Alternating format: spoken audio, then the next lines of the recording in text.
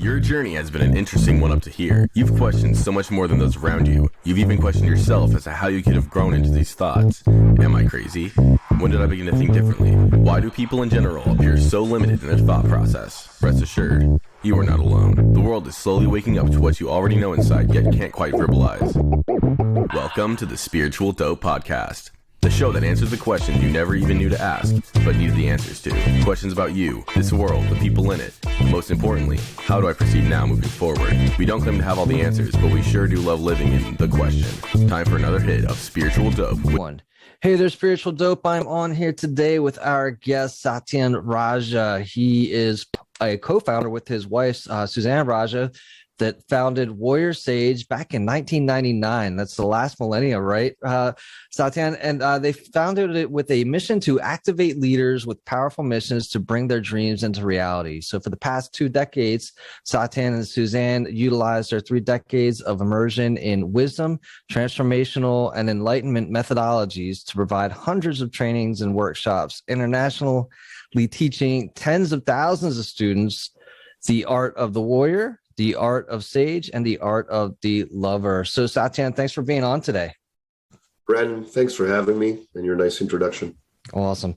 So, I usually like to start these off with the whole idea, Satyen, and I think you'll appreciate this, that we're conduits for like universal energy, right? And that whatever's coming through us today is for the listeners, like highest and best good, right? So what's coming through you today for that listener? Well, it's what you just said, that we are conduits. We are the conduit. And one of the foundations of, the philosophy that I aim to live by is, rather than seek freedom and love, recognize we are the conduit of freedom and love. We already are freedom and love. We might not remember it. We might forget it. Look, you and I, whoever's listening, we're free enough to step aside a few minutes in the middle of a day. How many people on the planet, in the history of the planet, have even the time, the energy to do so, or even listen to this? So we're in a special category of beings who have the choice to go, I want to learn about being spiritually dope. I want to learn about deepening myself, having more prosperity, deepening my conduit. So it means we are already free in many, many, many, many ways. So the appreciation of our current state of freedom is valuable. And we also have to appreciate, where do I have love? Where is the love? I have beautiful love with my wife, my family, my friends, my colleagues. Of course, is there lack of stuff? Is there lack here and challenges here? We all will have them. And right now the challenges are magnified manyfold, as we know, on the planet due to all the circumstances. But can we anchor ourselves as love, as freedom, rather than neurotically keep trying to seek it from stuff outside of us? Yeah, 100%. I love that, right? Recognize really what we already have and who we already are in this moment, right? Without having to go beyond that. As you're talking, it just kind of reminds me of, kind of that Buddhist story, regardless of how real or true it really is. But like, the idea of a woman saying, I want to be happy. And the Buddha is like, hey, drop the I and the want and just be, happy. So it sounds a little bit like that's what you're saying, right? And again, look, it's super easy to look around and realize what we don't have. And I think that as a Western culture, that's what we've been trained to do, right? With all the marketing and all the things. Hey, here's all the stuff you don't have. You want this. This is what's going to complete you. Exactly. And so, I love that. I love what you're saying. So, but here's what's cool about what you're doing right now. You've been doing this for a long period of time.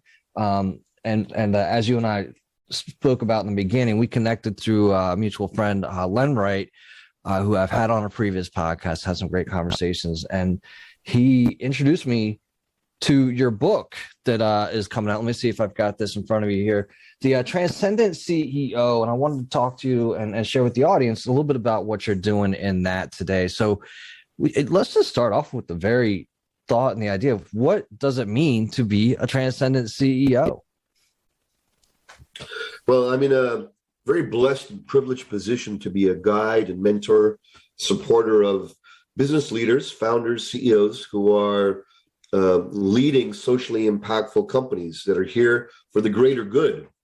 And the challenge with business leaders is we're stuck in an old paradigm of extraction, greed, goal setting to achieve more and more money, more and more market gain. And, it's predatory and it's almost militaristic. The idea of I'm going to take over this merger acquisition. All the languaging and the paradigm is based on a military energetic and paradigm. That is dead. If we keep going down that way, we're going to destroy ourselves. Business leaders we are the most powerful people on the planet, more powerful than clergy, more powerful than politicians. Why? Because wielding money, whether we like it or not, is a power on the planet.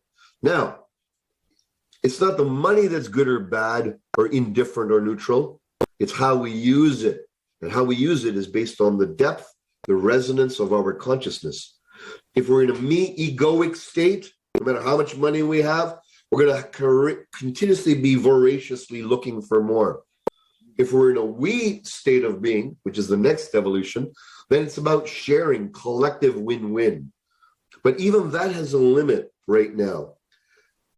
The next stage of evolution, what I call the transcendent leadership and the transcendent CEO, is a leader who's become aware of the whole. They've had some type of spiritual awakening. They've had some type of inner awakening where now they feel their symbiotic relationship with the whole existence. It's not a mental thing. They're not reading that we are one. They're not intuiting or hoping that, hey, are we interconnected? They know it. They've had some medicine journey. They've had shamanic experiences. They've had enlightenment experiences, which have dropped the veils of separation. And now with that OmniWin consciousness, they're able to make decisions, run their companies, lead their personal lives from a win for the whole of humanity. This is the next level, and I believe it's necessity.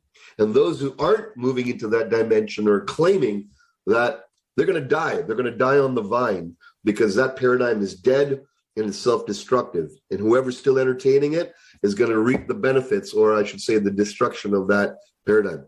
But as you know, what you expressed at the beginning, we are in a whole new era where the transmission, the vibration is calling us into Gaia-centric, Earth-centric unity. This is where we're going. This is where we're at. Let's drop into it and make a difference with our businesses. So that's the essential essence. Yeah. Moving forward, it's about taking the path of least resistance and maximum impact. Rather than willful power, we go from mule to magician. That's mule to magician. I like it. One of the things you threw out there, a couple of things you threw out there that I found in the book that also resonated with me was the idea of the OmniWin. I mean, I think we say win, but sometimes there's a loser in there, and looking for those OmniWins in these situations. That's what we're trying to do. And as you spoke about, we live in a culture, and these corporations that you're talking is the like hired mercenaries, hired guns, right? That we're talking about a militant state, and I don't think that you can really approach something that's for the good of all from a militant stance, right? And so that's the stuff that you're sharing, and you talk about the enlightened leader being necessary, right? And how that's going to be the change paradigm, and how we've got to move forward. Yeah, my question, I guess, is, is that something that you're able to help these leaders cultivate, or is it something that these leaders have experienced and then they're like, well, how do I integrate this new way of being and knowing into my business? That's a great question, Brandon. It's both. Look, COVID has brought the world together. We all sharing, the whole world, sharing a worldwide challenge over the last 2 years. Right now, we've got more current challenges, wars, and all these other things going on. But that brought us together in a way, seeing our humanity. It doesn't matter if you're the queen or a pauper. All of us are vulnerable to these things, And there's a great equalization in knowing that in the invisible is our fate, perhaps. This is a humbling of our ego. And I think it's a good humbling.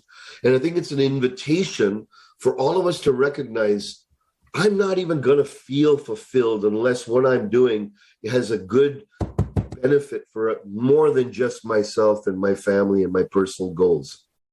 It's not about becoming absolutely give everything away and a tree hugger and not have any care for your personal success.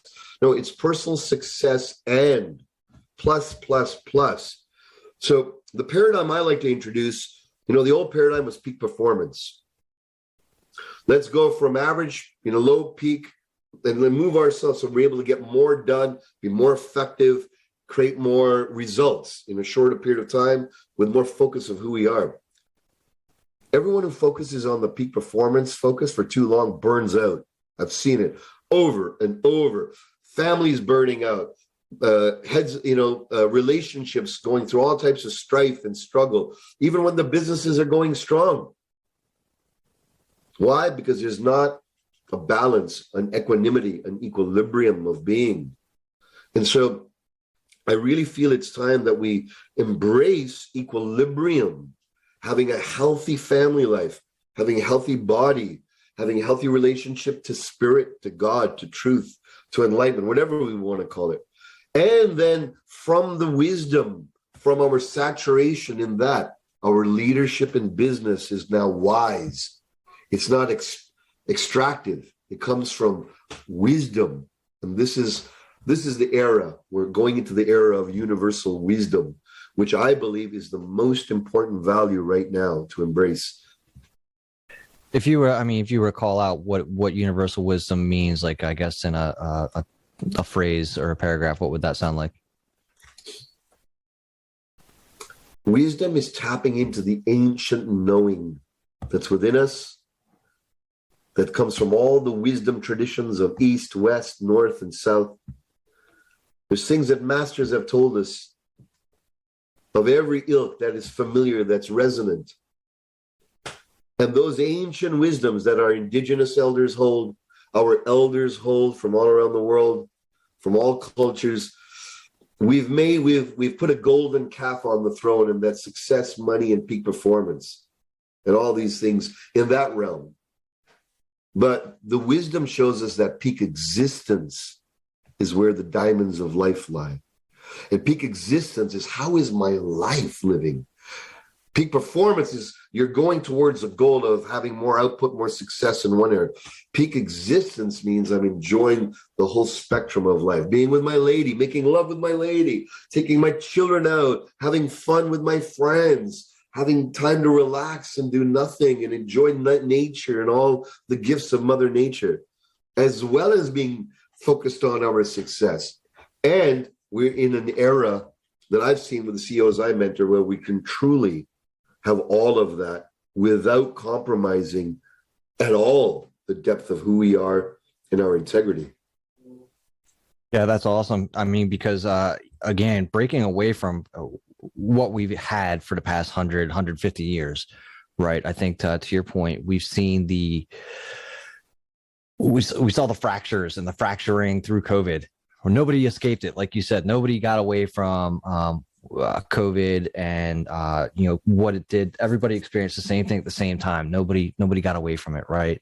And that burnout and the willingness to try to continue as though there were no pandemic here, nothing to see, right? Everybody keep moving forward, and that really forced everybody to take a real look at themselves and get close and see themselves for who they were, and ask themselves, am I living this peak existence like you're talking about?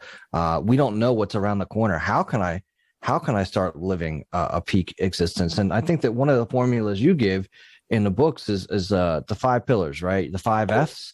Why don't you share a little bit about those? Because I think that those are kind of core and quintessential to not just the peak existence of a CEO, but for any life. Absolutely. So one of my mentors, Kevin Nations, business mentors, he shared with me his philosophy of these F's and so faith.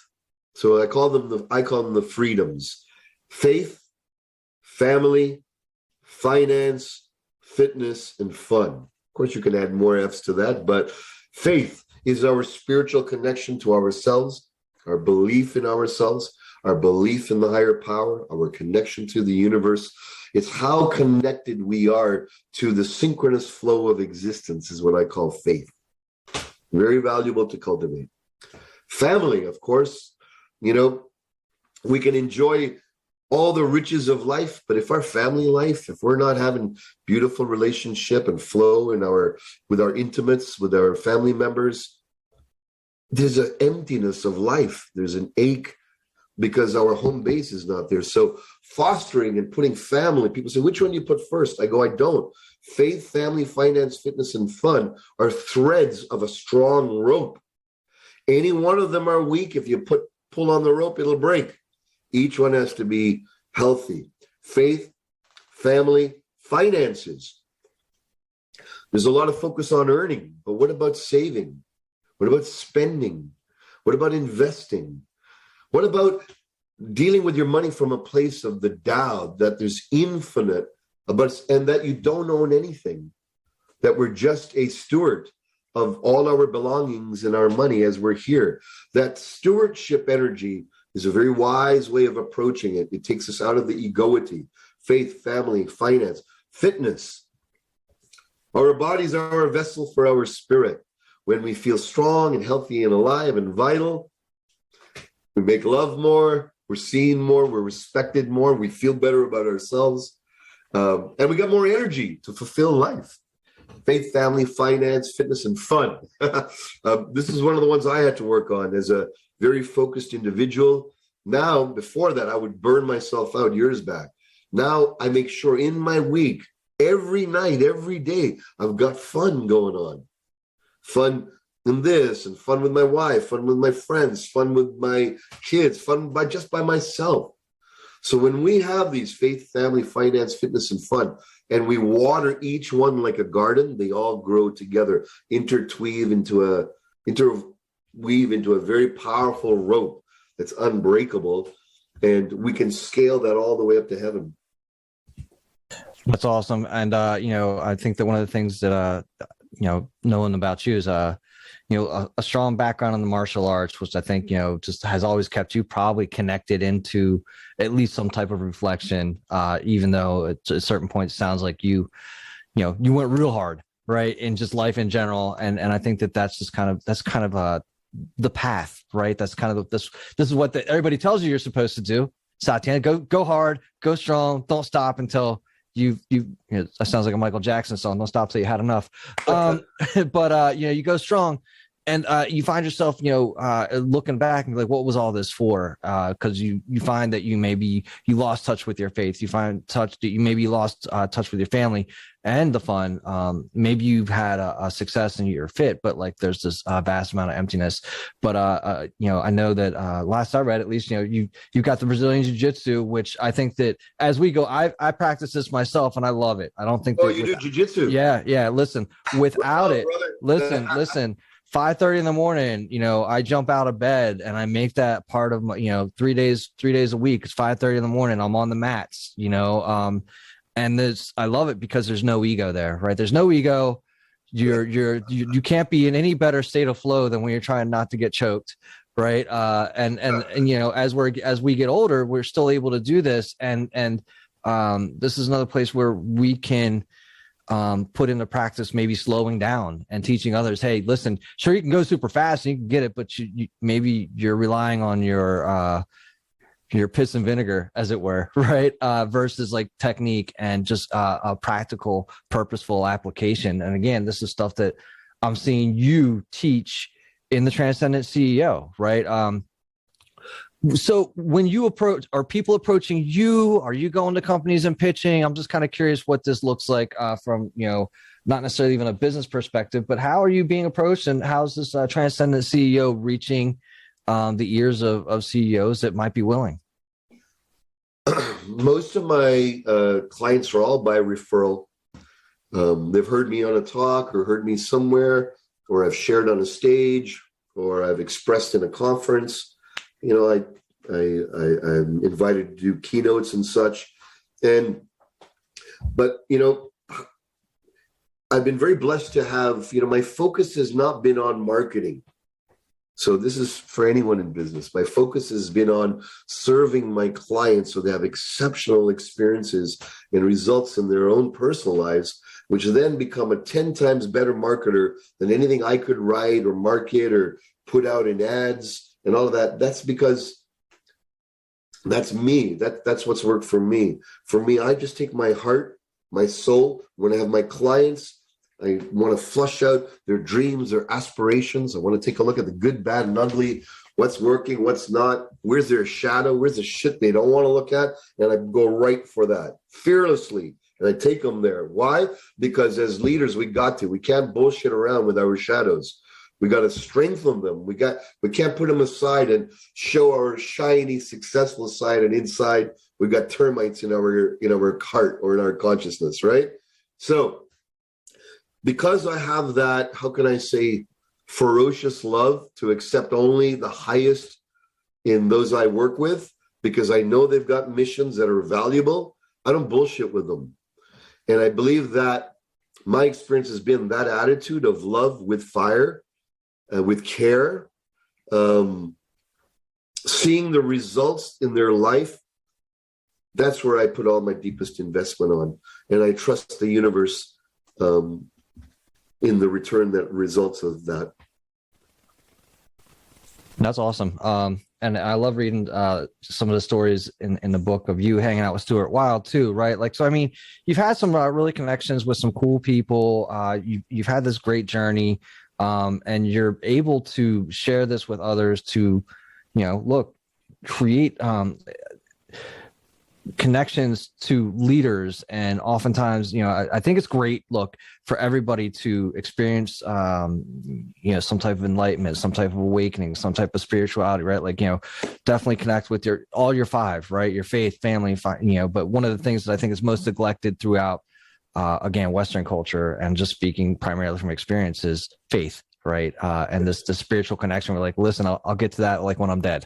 Right, like I'm willing to gamble on the deathbed with that one, but I think that that's too late, personally. And so having a CEO speak to you from that level opens that up for the company or the people that are within there to just say, wow, if he's doing it and he's talking about it and he's sharing it, I might need to check this out.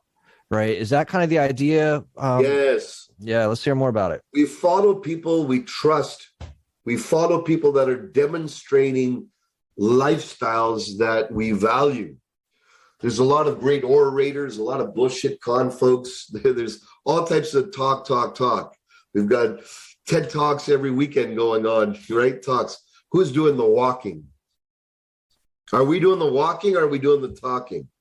So one of the things is to discern what's a talker who's great at oration and who's embodying and living it. My only concern is that we live these ancient principles. And where I start, and everyone is invited to this, I believe a foundational start is awakening to your true nature, the spiritual side. Now, faith to me is not belief in something that I don't know of. Faith is having an experience of divinity, of union, of truth, of essence, if you will, of enlightenment.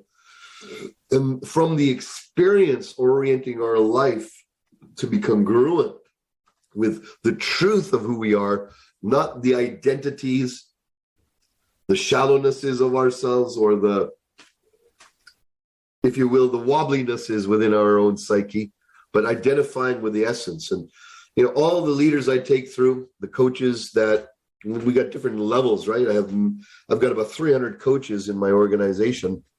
And the first thing that we do with our clients is we take them through what we call Kensho, Kensho. That comes from Japanese Zen tradition. And it's a process which helps people dissolve the barriers of what they're not and who they're not and come into their true nature. Like for the first time, they wake up to know who they are. I am. And once you have that essential experience, everything you do, if you're a business leader, you're a father, a mother, an athlete, you're an everyday person working, everything will be far more deeper, harmonious, and connected to the universe. because you've discovered who you are. So that's an essential I'm going to recommend and challenge, invite everyone to experience.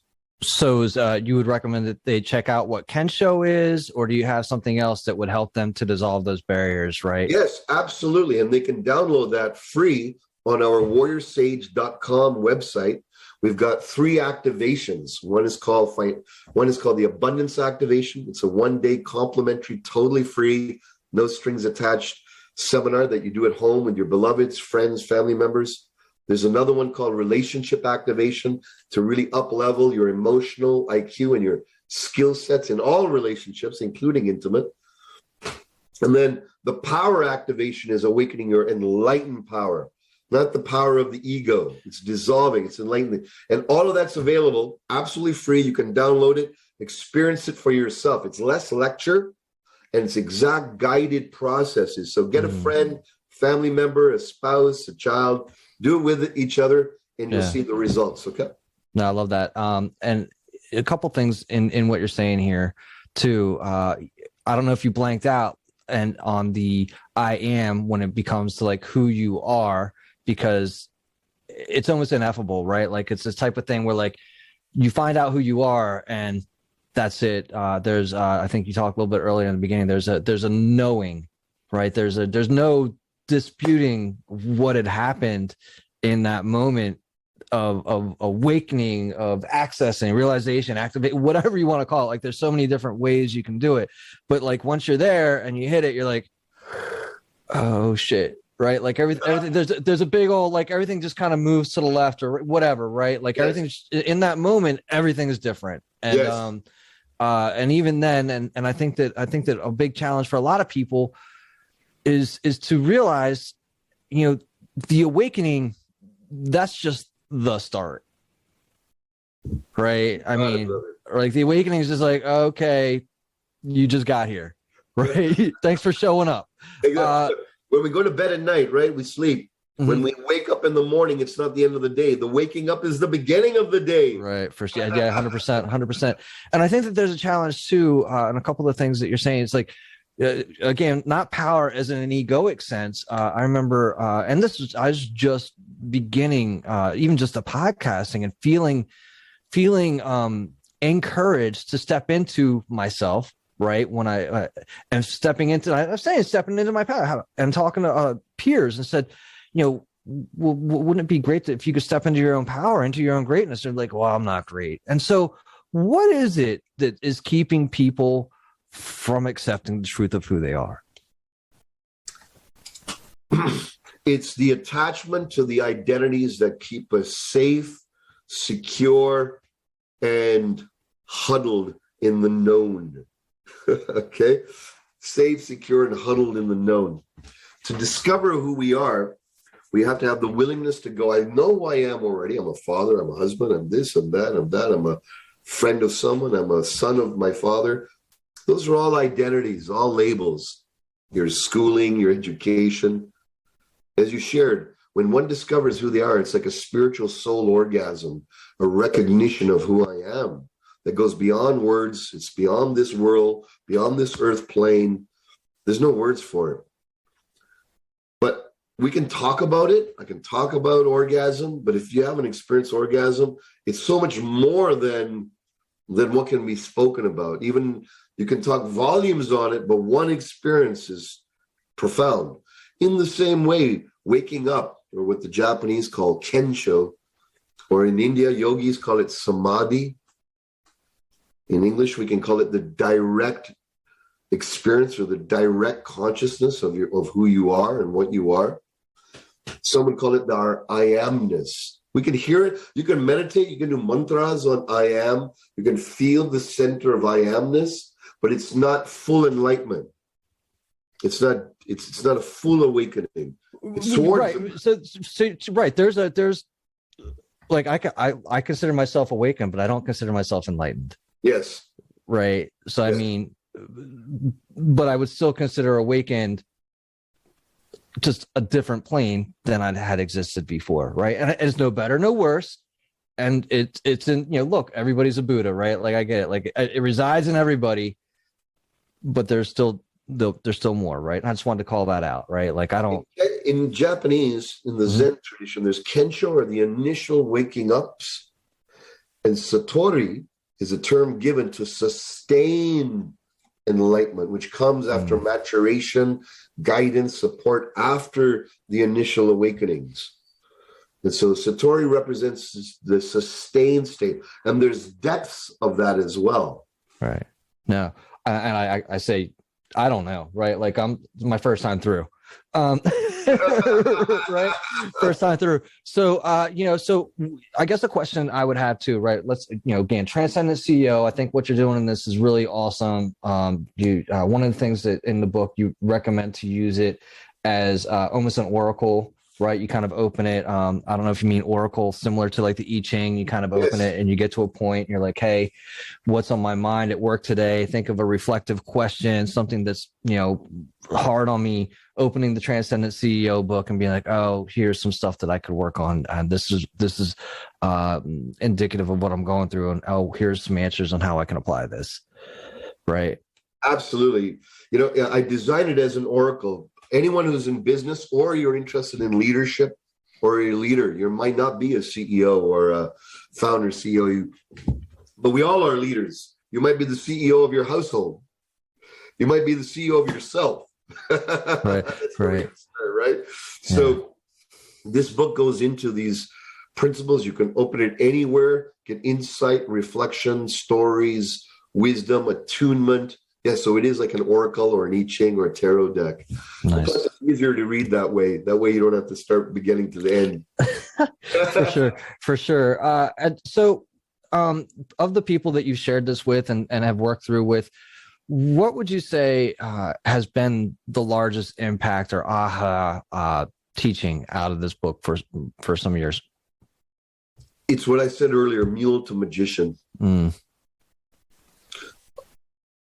Our tendency is in the whole world is to be overly willful, especially in leadership positions.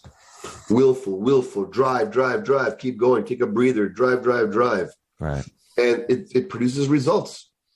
The old paradigm, massive action equals massive results. It's a great paradigm. What we don't hear is also equals massive burnout and problems behind the scenes. We don't hear about people espousing, crush it, massive it, right? Right. Crush it. When you say that, you'll end up being crushed. I've seen it over and over and over. Every person that continues down that road always has some backfire, a boomerang backlash. Right. Some on physically, their relationship, something pans out, they get burn out and they don't know what's going on, or they lose their fire. So the paradigm of going from hard work to a transcendent leader is the transition. And to deal with that, we have to transform our addiction to doing. We have to transform our addiction to control. And when we do that, in fact, the control and the commanding becomes 100 times stronger. You become like Archimedes. You're able to lift the whole world up with a lever because you're not using willpower. You've made your internal lever so powerful. Right. That's the key. That's how you go from mule to magician. That's, I think, the essence of this book. Yeah, and you've also got Transcendent Culture, which is the companion book with this. And to be honest, I haven't had a chance to jump into this one just yet, but is this where the leader can kind of refer to and how to grow and nurture their people? Talk to us a little bit about the companion. Yes, so exactly, you nailed it, Brandon. So the Transcendent CEO is for yourself and your own mastery and leadership. Transcendent Culture is now how do you bring that into your teams? How do you bring it into your family, your team dynamics, whether your team is 2, 3, 4, 5, or 1,000. Warrior Sage is also a cultural advisor for numerous companies. And we also bring in programs of coherence, taking teams that are in chaotic state into coherence in less than 2 hours. That's powerful. So that's one of our reputations and fame and claim to fame is that we can take the most ragtag, crazy, wild set of discontinuous and chaos-filled teammates in a Zoom call for 2 hours We can literally dissolve the major obstacles they got in their mindset and get them aligned and coherent and moving forward in a good way. And that to me, I believe human dynamics is the essence of, and supporting the flow and the happiness and the joy of healthy human dynamics in an organization. That's the key to making them grow 10, 20, 100x, which now I've seen with the companies I mentor, manyfold. 10x is a minimum that happens to them over the time they work with me. Sure. No, super powerful. And I think that, you know, science is proving out, you know, a lot of what you're saying. Hey, you put people in this state of being, you can expect to have these type of returns. The old fear and again, militant, you know, crack the whip or whatever, you know, run them down, run them to the ground. Sure. To your point, we can get results that way. But you know, you're going to have to toss that one out and go get a new one. Or they'll quit. Right. And turnover, churn rate. Boom, boom, boom. Right. So, hey, Satyen, all this has been awesome, and I love it. I know we don't have too much more time left. What I got here for you is the fun portion of the podcast, and it's what I like to think about is that this is a little bit like spiritual speed dating, right? Like somebody's going to tune into Satyen's podcast, and they're going to be like, "Well, do I feel like spiritually dating Satyen and what he has brought out for us today?" And to that end, I've got a couple questions I'd like to ask you. You ready? Please. All right. And I know you're married, but spiritual bachelor number one, you know, why are so many people depressed? They don't know what their true mission and purpose is, or they're denying it, or they're avoiding it. Because even when you find what you're really here for, right, and the way to act, the way to know that is take some time, get a journal, go for a walk, sit down at a river, sit down in nature underneath a tree, take a few hours. Universe, me, my soul, what is mine to do now? What is not mine to do now in the world? Have a sheet, write down what is mine to do, what is not mine to do, what is mine to do, what is not mine to do. Do that for an hour or two. You'll get more honed in to your center of what you're here to do. When you do, the depression will start to alleviate. Nah, and you know, that's also one of the exercises in the book, if I recall correctly. And so there's more like that in the book. So thanks for sharing that. You know, and that reminds me too of the Call of the Hero, right? Joseph Campbell's Call of the Hero, right? If you find out what your purpose is and you kind of reject it, it just kind of keeps nagging at you, right? And it keeps following you around. Be like, I'm still here. You still got your thing to fulfill. We talked about this. I don't know. So I'm not a soul contract guy because I don't know enough on it, but soul contracts, right? Say, hey, we said we were going to do this when we showed up. So thank you for that answer. What is the relationship between science and religion?